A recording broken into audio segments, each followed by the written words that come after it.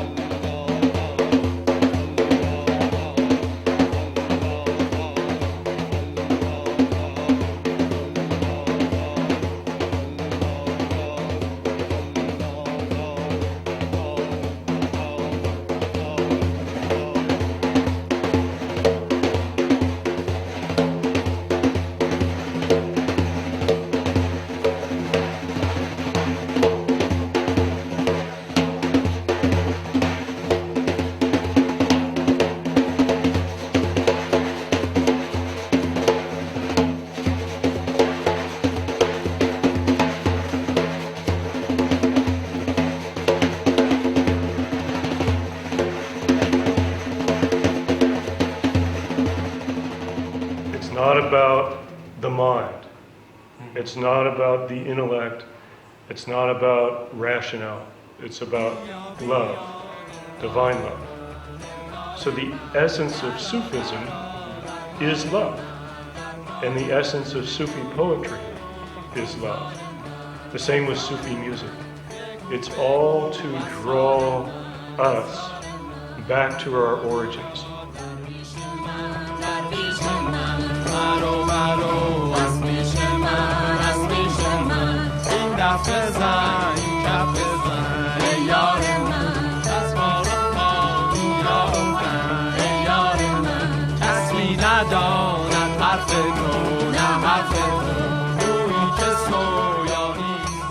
So how was NAFiR, man? In December 2008, we had that concert in Osho Commune. NAFiR had the concert in Osho Commune. That was December 4th, 2007. Yeah. 2008. Yeah, it was fun. We had nice tent sort of with a lot of, fabric, designed stage, small stage, like 100, 150 people. Just a crowd for inside the ashram. That was the last time I've been there. Do you play anymore? Dafli? Dafli, yeah, I have a dafli from India. Okay. And dafs of different size. It's an interesting market in Iran now because everyone likes to play some sort of daf. Lots of music is happening, yeah. I'm not working with any band, so sometimes just with friends. In the last 2 years that I'm in Iran, this is what's happening. No performance, for friends in private. And students, few students. Nice. Yeah. What are your plans? But a lot of music. I went to a lot of concerts. Yeah. I didn't play for people, but I watched people playing. Good bands, a lot of music, like several concerts every week. At least in my hometown, like in Iraq where I live, in Tehran, a lot. Underground, on stage, on the street, yeah. Indie. Anything. Yeah. Anything. Accordion player on the street, or even sack or tambour and santur or any sort. Just people, artists just putting out. It's like lotus, nilufar, Padma. Yeah. Right. Yeah. So we should be doing something actually. Yeah, we are Padma. Yeah. We are doing it. Yeah. We are being Padma. Yeah. Indie Padma. Yeah. Indie. Yeah, they're indie, Yeah. right? Padmas are individual. Yeah. True. You can see a whole pond or a whole lake of them, Yeah. but they're, you see the lake of Padmas, Yeah. and they're indie, they're individuals, Nice. right? Yeah, Yeah. yeah, of course, yeah. I thought. Yes. You interested in watching the footage, right? Oh, definitely. Sure. Just memories and seeing ourselves and friends, what was happening. Would be interesting.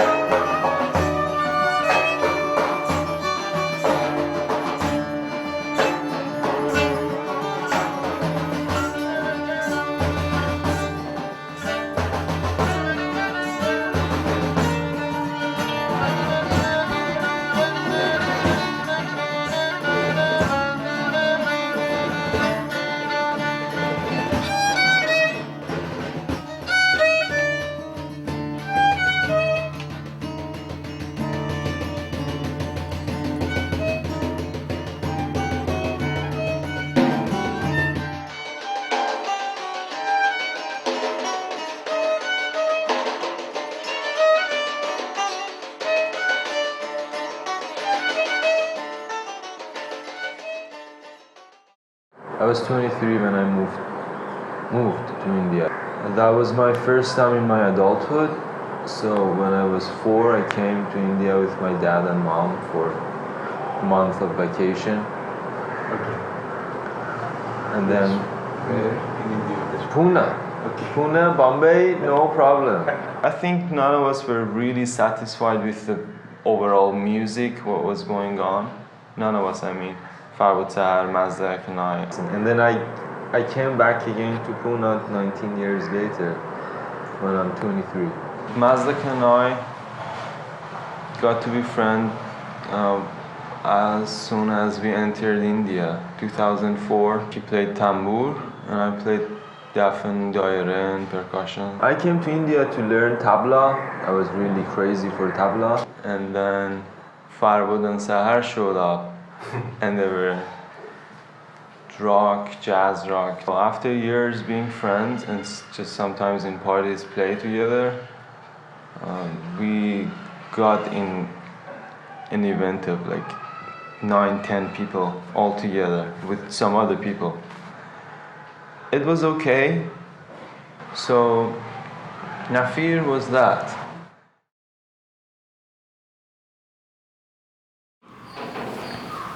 I don't even remember. I haven't talked to Farbud for a long time.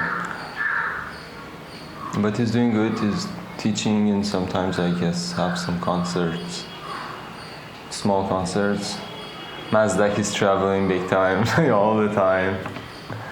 And I see Ahmed doing well with food business and yeah, he's doing music for himself. We had a shot of him making food for us. Yeah, I was into it. Yeah, it was the cook of the house. Cook of the house. Hi, Arun. Hi, how are you? I'm good. What is it? What is it that you're making for Iranian us? food, famous khorakis. Ingredients: carrot, potato, lamb meat, Okay. and then green pea, raw, and Sounds. some vegetable. That's all. It's a plain rice. I'm not professional player, but I'm very, very professional for cooking. I am Sayyid Ahmad Husseini. I'm 31 years old and I'm from Iran. I came in India in 4th June 2003 for the purpose of study.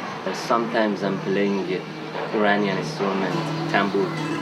Around 20 years ago, I knew many Sufis, and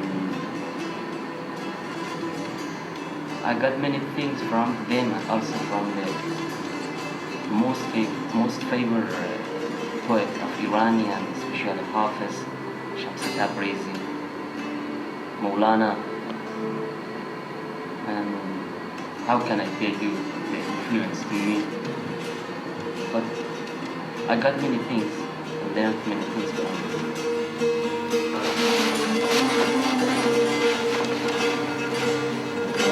Yeah. But in Iran, the bread is not like this. It's exactly, it's very big. What are you up to, Nima? What? What are you up to? Bread. What are you thinking about bread? Sangak, Iranian bread. It's delicious, strong, big. I missed it. I was thinking about it. Let's make one. Here, we don't have that. We don't have that facilities, no. This much, man. What are you thinking? Like this.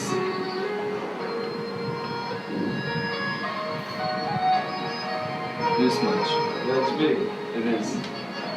And nice, thick. Wow. You will see it once. Sure.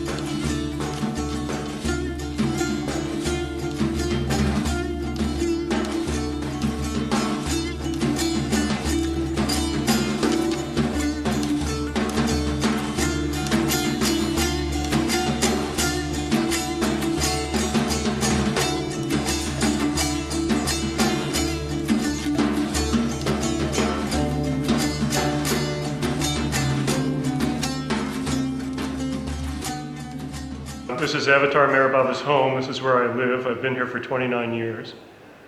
I studied Persian poetry at Harvard University in America. And then in 1977, the Shah of Iran gave me a scholarship to study in Iran.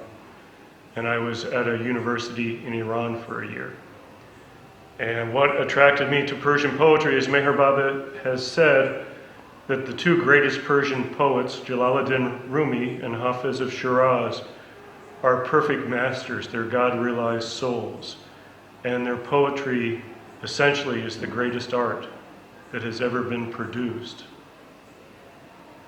by humankind. So, the importance of this poetry is different from any other type of art. In other art, you have a subject like a beautiful landscape, an interesting person, an abstract idea, a fictional novel that you've created. This poetry is about the spiritual path and the soul realizing God. And these poets have described that. And they've described it in such a way that it attracts the soul to the spiritual path.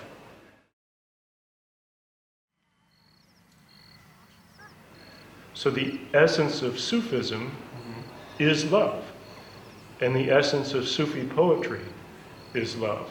And that's what makes man different from all other creatures. He has accepted the burden of trust from God. And that burden is love. So this is the journey that these poets have described that all souls eventually have to make. And it's just fabulous. And again, it's all based on love for God. It's real art. It's the real thing. Hi. Hi. How are you? Good. And tea, have tea outside? Yeah, sure.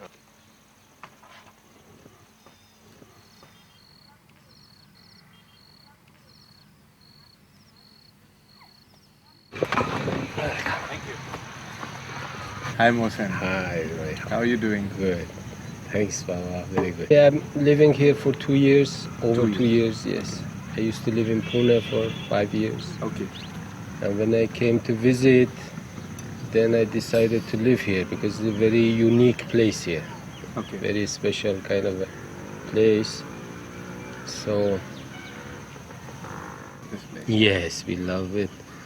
And it's like we can call it the cream of India here. The Mehrabad is very unique. Yes, we love it. Well, for me, it's a home. Yes. Vandam Mataram. Here we have all kinds of artists. Some of our residents and some they come and visit and they go back. But mostly the community of artists, we can say, in different fields, yes. This kind of a drumming, I was in the army, I was a drummer in the army. So back home, yes, a long time ago. And since then, it stayed with me. And then this deaf, which Nimajan knows how to play it. His music, I love it. They all love it here, yes. He's lovely man here. When he comes, many people they come because mostly Westerners they haven't heard such kind of a performances and this kind of tunes. Yeah, we don't hear it much except through some CDs and things. But he is a source of that. Fortunately, he knows many dervish tunes that if he gets into the right, yeah, those are very original, very authentic. It comes from the lines of dervishes from way back, and he's been fortunate to be among them and learn it and practice it. It's a singing bowl, it's called Tibetan singing bowls. Each have one specific note. I believe this is a C note.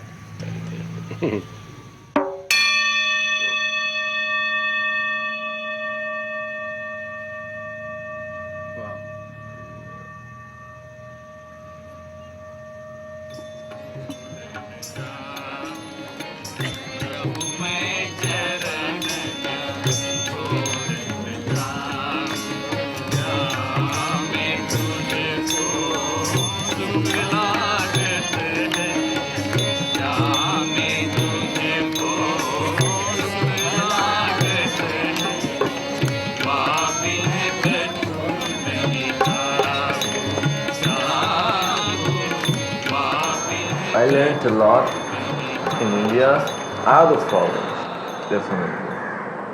More than in college and class.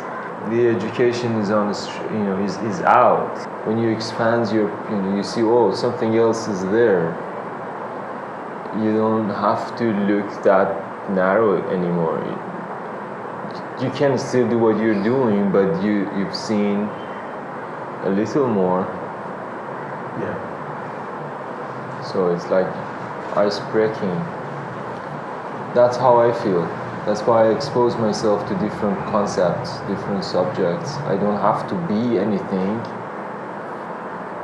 So India is very rich and very close to where I'm from, Iran. And maybe that was the first reason that I ended up coming to India and just trying to experience everything or anything to my strength. You remember, like, Nima was the one that I was involved with in like 2006 in the whole documentary process. Yeah, I know. We've heard a lot of music that Nima gave. I think I still have that folder, man. I heard you organize music camps or like teach music to foreigners. Yeah, it's actually a workshop. It's a 9-day workshop. It's basically the whole idea is to get international students the feel of Indian classical music. They underwent like trainings in different sections like rhythm, melody, and vocals. It's targeted mainly at musicians. We had tabla, we had sarangi, we had sitar, and we had vocals. So the idea was not really about learning the instrument, but to learn the classical nuances. We talked about very short and compact music course, preferably Indian classical or folklore, so like education of good kind. What about like March first week or second week of March? Or no, sorry, last week of March. That's really a good time for us, for like people living in Iran, because then it's where you get the Nowruz festival and you get off. That's lovely. That's something exactly what I'm looking for. How many people in each group is the minimal number that you can work with? No, so there is no minimum number in each group. There is basically a total number we can handle is 100. Last year we had about 60 people. 60 people living in the place? In the place, yeah. So it's a heritage site. It's a hotel which is heritage. Has a swimming pool, has a lot of open space. Beautiful. It's very beautiful. It's in the middle of nowhere.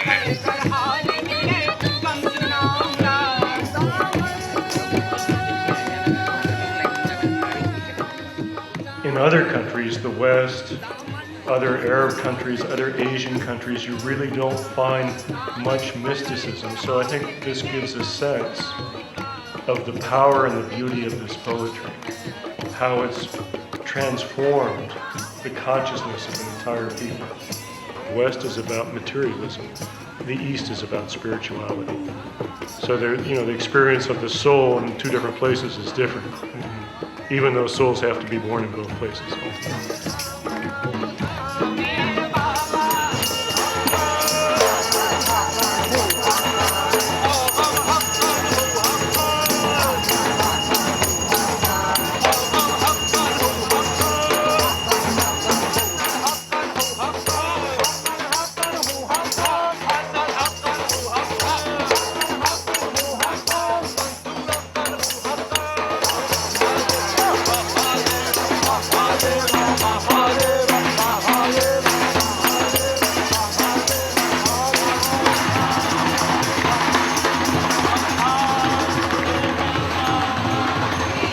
It touches that chord inside of it, and you think there's something there. It's real, and then you hear Nima play, and his music has that inspiration, and it drips with that real mysticism, which is from real love for God.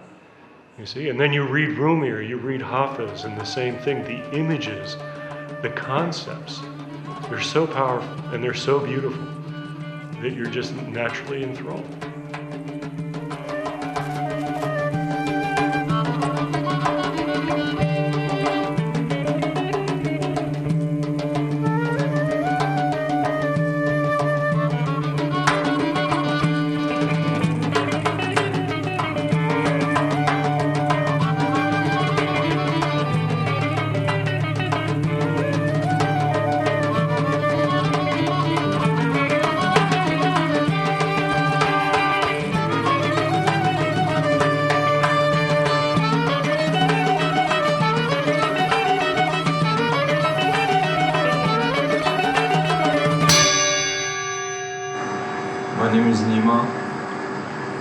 love to travel, and I love music and art, learning and passing on, teaching, and that's what I do.